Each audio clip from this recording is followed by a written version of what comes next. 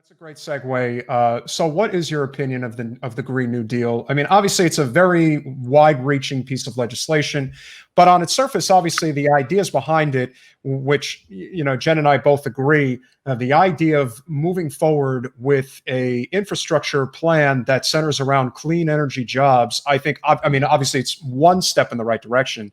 But on a grander scale, I'm curious as to how you feel that legislation has been crafted and if it is something that has potential, because it does seem like the millennial and Gen Z generations are fully on board with the direction we need to go in as far as the environment is concerned. Should have asked, that's a question I would have to ask Anne because she follows that stuff closely. You summarized my view in your first sentence. One step in the right direction, a small step in the right direction. In so other what's words, the most critical thing to do, Paul? Like what would be, like, if you could wave a magic wand, like what would be the first thing that we would really need to do to set things in motion? I would start on a massive campaign, A, to educate the public, B, for example, people talk about how we got to go to electric cars.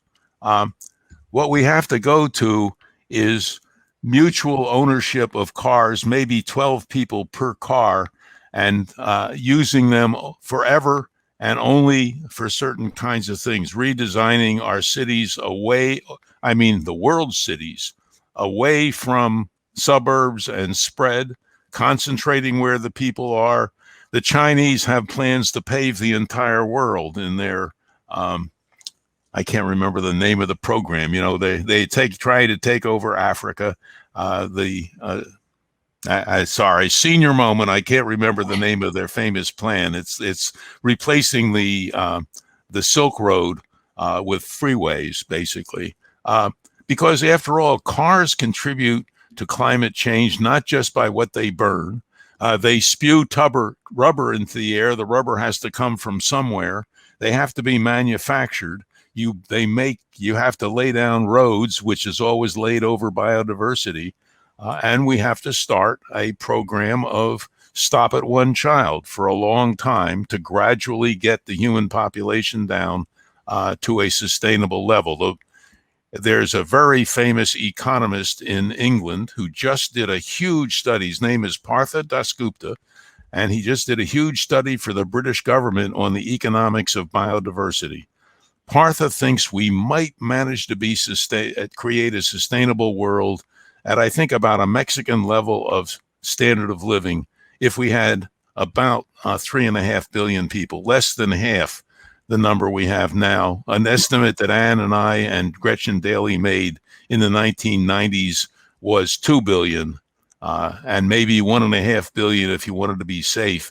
But the point is, there is nobody who's looked at the situation who doesn't think there should be, to be safe, should be many fewer people than today. What the actual number will be can be decided during the next 30, 40, or 50 years while we move in that direction and decide what the target is as we get to know more about what the problems are of creating a shrinking population, an economy that is based on shrinkage, not on growth, an economy where it is not necessary for everyone to have a cell phone, a new one every 3 months.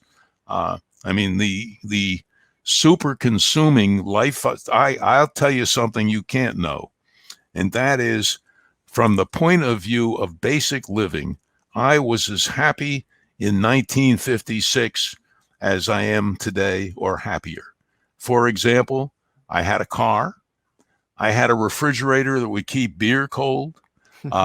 I actually had a television set that you could see stuff on. It wasn't color yet. But the things that make your life reasonable were all available back then when the world had half the people that it has today. Economists have looked at this carefully. There is absolutely no gain in well-being or pleasure or happiness once you have the basic things, the basic shelter, food, some opportunity for education and entertainment, and so on. The the multiplying of the GDP in countries like the US, UK, Europe, Japan, and so on did not bring happiness to people, did not bring well-being. So we're stuck in an insane system. And until we get people to realize it and ask what they really want out of life, you know, in 1956, you could make love just like today, maybe even better if you're my age. Yeah, I mean, it is true that we can look at this and say, is it really population or is it overconsumption? And then you can break it down and look at, obviously in this country, we consume way more than everybody else. Like we're beyond overconsumption. And I think some places are better at managing that than others. And it's like, it's a balance between the amount of population and the amount that each person is consuming. But I don't think it's something where if we just all drive electric cars and compost, that everything's going to be okay, because these are things that have to be dealt with on a massive scale at a government level and really deal with massive systems. It's not a matter of everybody recycling. You're correct.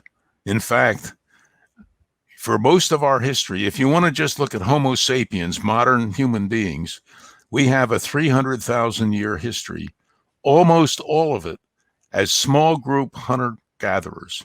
We were, until 12,000 years ago or so, when the agricultural revolution started, we lived in very small groups, sometimes as many as 100 or 150, but they were equitable. Nobody could be rich. Nobody could hold slaves because you're moving around all the time. Hunter-gatherers don't stay in one place.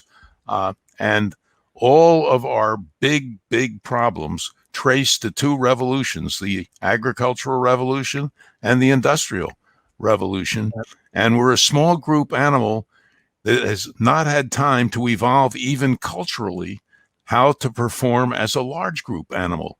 We're used to living with people of the same kind, the same genetic background, the same color, the same language, and so on. And now we're trying to live in groups of millions and billions. And it's crystal clear we can't do it. But if people realized that, then they might work harder to try and get back more of the cooperation, more of the equity that, in a hunter-gatherer group, you don't have kings and queens.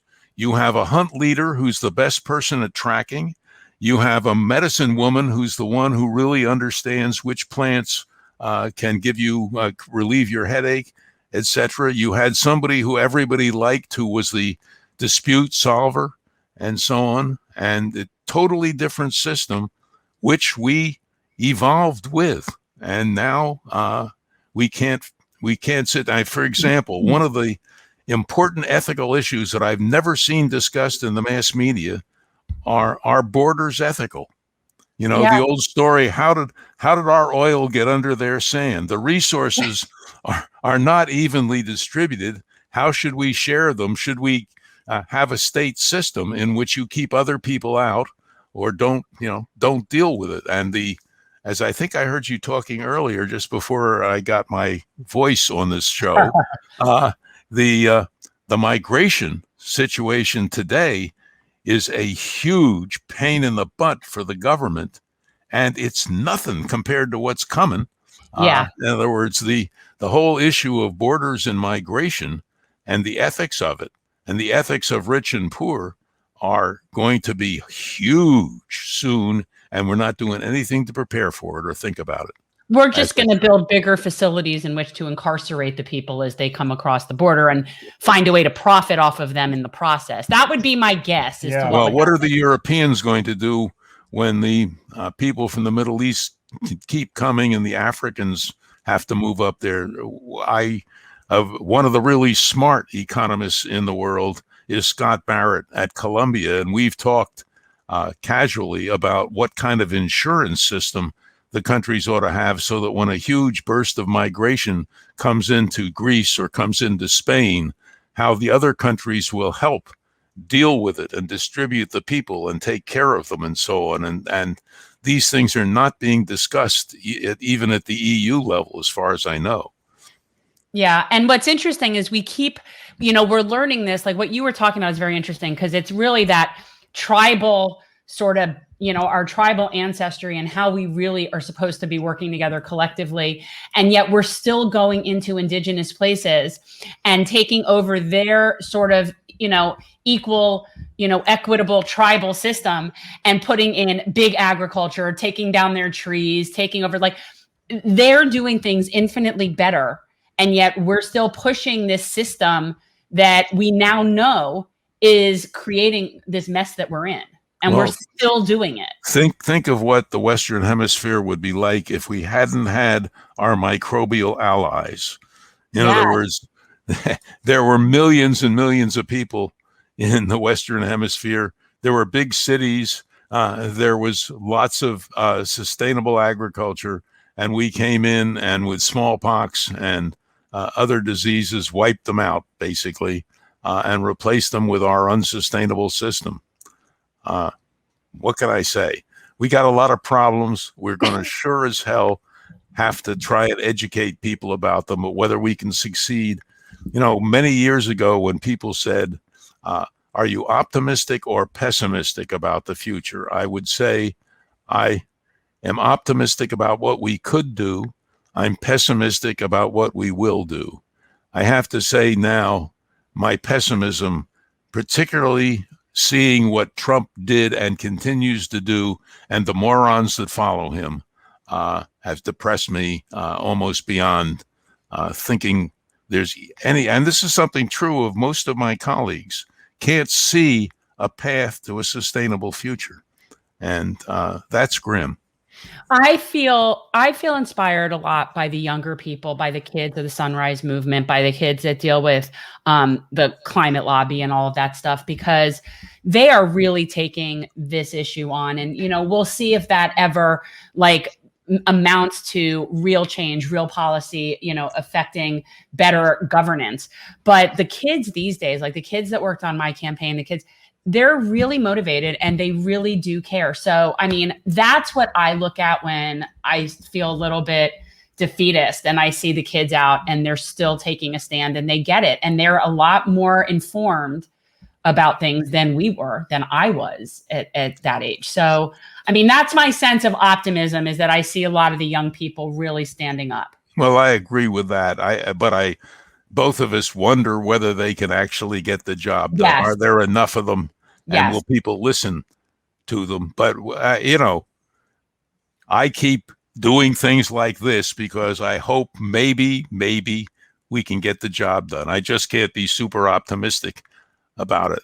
Yeah, I'm with you, but that's why we're doing this show. That's why we do this show. We have That's exactly why I'm here. And I could be having a drink right now, Go have a drink. Oh my God. Well, we'll wrap up so you can go have a beverage. And I will leave. Oh my God, this. It's happy hour out there. It's happy. He's well into happy hour in California. I will say this, Paul, and I'll leave you with this. I do think that our greatest asset and our greatest detriment at the same time is technology. I do think one of the real downsides to every person now having a cell phone, especially, and I'm sure you would agree with this, especially people who end up getting a cell phone way too early in their cognitive development, it stunts a lot of growth. On top of that, a lot of people are not opening books the way they used to. It may actually be involved in the increase in nearsightedness that we're having in the world. And that may be also because of artificial light, but also maybe people not looking into the distance. But that's one of I could send you a wonderful paper about the mismatch, because we've brought hunter-gatherer genes into a McDonald's world. That's why people have braces. Why do you figure that human beings need braces? Because their jaws have been shrinking dramatically since the agricultural revolution, because they don't get the right sleep and exercise. Right. And well, so I know we don't get the Wisdom nutrition. Look, what is the nutritional content of a red pepper today is not the same as it was when I was a kid. And so when you see things like vision issues, increase in juvenile diabetes, you see all of these. Obviously we don't have healthcare as a priority here either, but a lot of this to me has to do with depleting the nutrients in our food and the chemicals in our soil and our water. One of the main reasons the nutrients are going out of our food is the carbon going into the atmosphere. because the plants don't spend as much time sucking up the other nutrients they need, because they're able to get the energy they need from the CO2. What can I say? It's all connected. But so I'm right. We are having less nutritional value to our food. Oh yeah, it's one of the big consequences of climate change, of the greenhouse gases. But I can tell you, and I'll have to leave after this, but the solution to all of this, the solution is drink really good wine and keep your internal environment in good shape while the external goes down the drain. So that's Dr. Thanks for watching. If you want to support our mission to transform politics into service, please like this video, subscribe, follow us on social media, and consider joining our Patreon, where you'll get early access to our interviews as well as other exclusive content. Links are in the description. Peace out.